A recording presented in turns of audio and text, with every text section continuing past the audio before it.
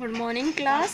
In last class we studied storage and preservation और उसके अंदर हमने केमिकल्स मेथड पढ़े थे कि कैसे कैसे हम चीज़ों को सेव कर सकते हैं बाय यूजिंग केमिकल्स.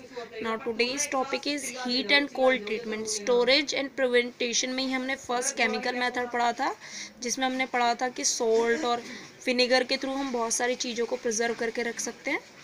तो इसका सेकंड पॉइंट है हीट एंड कोल्ड टेम्परेचर. बहुत सारी चीज़ें ऐसी होती है जिनको बॉयल करके प्रिजर्व किया जा सकता है. जैसे बॉइलिंग फर्स्ट है इसका कि boiling kills many micro organism although not all, particularly those in the form of spores. सारे ऑर्गेनिज्म को तो ख़त्म नहीं करता लेकिन उनको ख़त्म कर देता है जो स्पोर्स की फॉर्म में होते हैं. That is why we boil milk for keeping its quality. तो हम उसे ज़्यादा टाइम तक रखने के लिए, मिल्क को ज़्यादा टाइम तक सेव रखने के लिए उसको बॉयल करते हैं.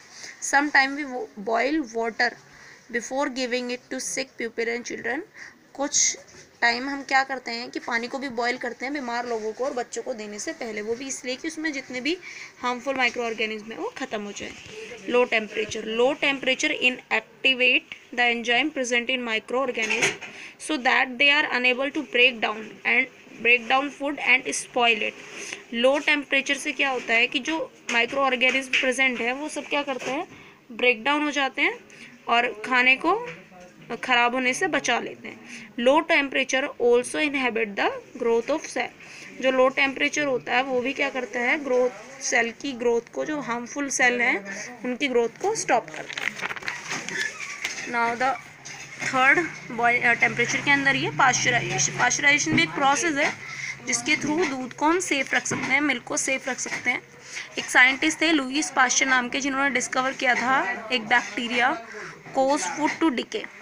ही developed the method of preserving food. इन्होंने फूड को प्रिजर्व करने के लिए एक मेथड बनाया था जिसको कहा जाता है pasteurisation. This process is most commonly applied to milk. ये ज़्यादा से ज़्यादा मिल्क पर अप्लाई होता है. Pasteurisation is done by first heating milk. सबसे पहले इसमें क्या होता है कि दूध को गर्म किया जाता है 70 डिग्री सेल्सियस पे and maintaining this temperature for a short time. और उसको थोड़े टाइम के लिए बैलेंस करके रखते हैं, मेंटेन करके रखते हैं 15 सेकेंड लगभग. देन सडनली चिलिंग इट, और फिर इसे जल्दी से ठंडा कर देते हैं. Most of the active microbe, जितने भी इसमें एक्टिव माइक्रोब्स होते हैं वो सब मर जाते हैं and soaring of milk is prevented. और जो बचा हुआ मिल्क होता है वो क्या हो जाता है, सेफ हो जाता है. Now cooking with water. Cooking without water preserve food for more time. Cooking, अगर बिना पानी के कोई चीज़ कुक की जाती है तो ज़्यादा टाइम तक सेफ रखी जा सकती है, जैसे अचार, वेजिटेबल, फ्रूट. ठीक है, अगर वो बिना पानी के कुक की जाए तो बहुत ज़्यादा टाइम तक सेफ रखी जा सकती है. नाउ रोस्टिंग, फ्राइंग भी इसका एक अच्छा एग्जाम्पल है. Canning and bottling. The food stuff is heating to high temperature and sealed in artificially stretched cans or bottles. Canning और बोटलिंग में क्या होता है कि बहुत सारे फूड स्टफ ऐसे होते हैं जिन्हें हम सील करके किसी बॉटल या कैन के अंदर बंद करके रखते हैं. तो इस तरीके से भी फूड को प्रिजर्व किया जा सकता है. Now food poisoning. Some microbes spoil food and produce poisonous substance. कुछ माइक्रोब्स ऐसे होते हैं खाना खराब कर देते हैं, फूड को खराब कर देते हैं और पॉइजनस क्रिएट कर देते हैं. Which if consume let to align they change the chemical. उसकी केमिकल कंपोजिशन भी चेंज कर देते हैं. जैसे खाना जब ख़राब हो जाता है तो उसकी स्मेल और टेस्ट बदल जाते हैं. They may grow in such large number as to cause disease. और ये क्या करते हैं, जब ये ज़्यादा नंबर में ग्रो हो जाते हैं माइक्रो ऑर्गेनिज्म फूड के अंदर तो वो एक डिजीज़ कोज कर देते हैं. All this action led to food poisoning. और ये सारी की सारा जो एक्शन है फूड पॉइजनिंग का होता है, जो कभी कभी डेथ का भी कारण बन सकता है. फूड पॉइजनिंग से बचने के लिए ज़रूरी है कि खाना को, फूड जो है उसे सेफ रखें, प्रिजर्व करके रखें, कंटिन्यूसली उसको हीट करते रहें अगर वो ज़्यादा टाइम तक यूज़ करना है तो. Now next topic is nitrogen cycle. About 78% of the atmosphere is made up of free nitrogen. हमारे एटमॉस्फेयर का 78% भाग जो है वो नाइट्रोजन से बना हुआ है. ठीक है. Almost all living thing need nitrogen to help build protein and contain other body chemicals.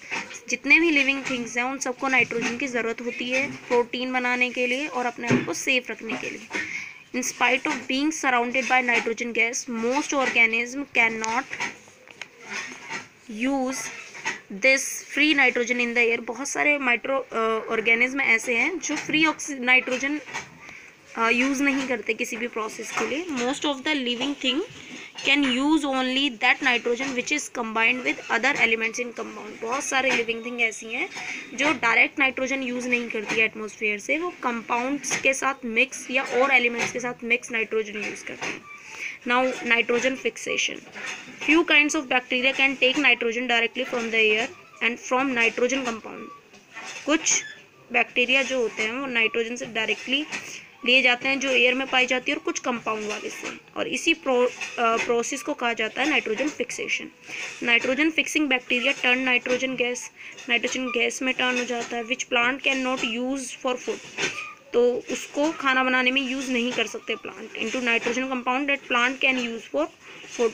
Nitrogen compound को प्लांट यूज़ कर सकते हैं, बट नाइट्रोजन जो गैस है उसको यूज़ नहीं कर सकते।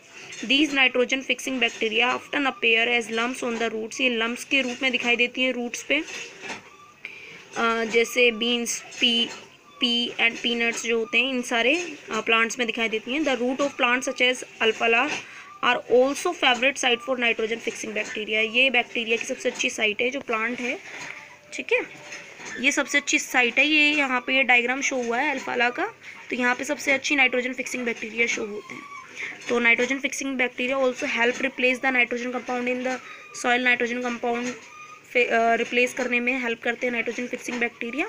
Without such nitrogen fixing bacteria most nitrogen compound in the soil be quickly used up and plants could no longer grow up. अगर नाइट्रोजन कंपाउंड सॉइल में रह जाए बिना फिक्सिंग बैक्टीरिया के, तो वो क्या कर देते हैं, पौधों को जल्दी से जल्दी ख़राब कर देते हैं, ज़्यादा टाइम तक ग्रो नहीं होने देते। ये नाइट्रोजन साइकिल है, ये नाइट्रोजन साइकिल का डायग्राम है जो आप लोगों को लर्न भी करना है और ड्रॉ भी करना है। होता क्या है इसमें कि the formation of nitrogen compound by bacteria is only the first step in the process which known as the nitrogen cycle. जो नाइट्रोजन कंपाउंड फॉर्मेशन है किसी भी बैक्टीरिया के थ्रू एक स्टेप है, उस प्रोसेस को कहा जाता है nitrogen cycle. Plant use the nitrogen compound to make food. Plant nitrogen compound use करता है अपना खाना बनाने के लिए। एनिमल में then eat plant or other animal that have eaten plant। Animal जो प्लांट खाते हैं और एनिमल जो भी प्लांट्स खाते हैं। When the plant and animal die, अगर प्लांट और एनिमल ख़त्म हो जाएंगे तो the nitrogen compound return to the soil, तो जो नाइट्रोजन कंपाउंड है वो सॉइल को वापस मिल जाएगा। Nitrogen can go back and forth between the soil and plant and animal many time before reentering the atmosphere eventually. However bacteria called denitrifying bacteria break down nitrogen compound such as nitrates. In the process free nitrogen is release, और इस process में nitrogen release हो जाती है। इसको cycle of nitrogen compound कहा जाता है। मतलब होता क्या है कि मिट्टी की फर्टिलिटी को इंक्रीज़ करने के लिए नाइट्रोजन के उर्वरक जो होते हैं, फर्टिलाइजर्स होते हैं, वो यूज़ किए जाते हैं। तो वो प्लांट ग्रो करते हैं तो प्लांट्स में नाइट्रोजन पाई जाती है। फिर जो एनिमल होते हैं और जो प्लांट्स होते हैं वो नाइट्रोजन का यूज़ करते हैं, तो उनके अंदर नाइट्रोजन आ जाती है। तो जब एनिमल्स और प्लांट डाई हो जाते हैं यानी मर जाते हैं या डिस्ट्रॉयड हो जाते हैं, तो वापस वो मिट्टी में मिल जाते हैं। तो जो नाइट्रोजन यूज़ हुई थी वो नाइट्रोजन वापस कहाँ मिल गई, मिट्टी के अंदर चली गई। तो सॉइल में वापस से वो नाइट्रोजन की मात्रा चली गई। तो यहाँ पे एक प्रोसेस भी हमने पढ़ा था नाइट्रोजन फिक्सिंग बैक्टीरिया का। नाइट्रोजन फिक्सिंग बैक्टीरिया क्या वर्क करता है, नाइट्रोजन कंपाउंड को ब्रेक कर देता है नाइट्रेट्स और नाइट्रोजन गैस में।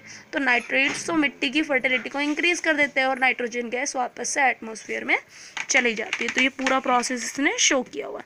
ये नाइट्रोजन फिक्सिंग बैक्टीरिया है सॉइल के अंदर, ये नाइट्रिफिकेशन हो रहा है, ये नाइट्रेट्स हो रही है, ये डिके बैक्टीरिया है जो प्लांट्स ऑर्गेनिज्म मर गए थे उससे वापस मिट्टी को मिला, मिट्टी से फिर पौधों को मिला, पौधा फिर ये एनिमल्स ने खाया, फिर ये एनिमल वेस्ट के थ्रू मिला, फिर से ये फर्टिलाइज़र जो है वो मिट्टी में डाले गए जिससे एक बैक्टीरिया फिर से ग्रो हुआ, फिर दो पार्ट में ब्रेक हुआ। तो जो नाइट्रेशन था, ये नाइट्रोजन गैस थी, वो बाहर चली गई और नाइट्रेट्स वापस से यहीं पर रह गया for grow. Thank you, your chapter has been finished.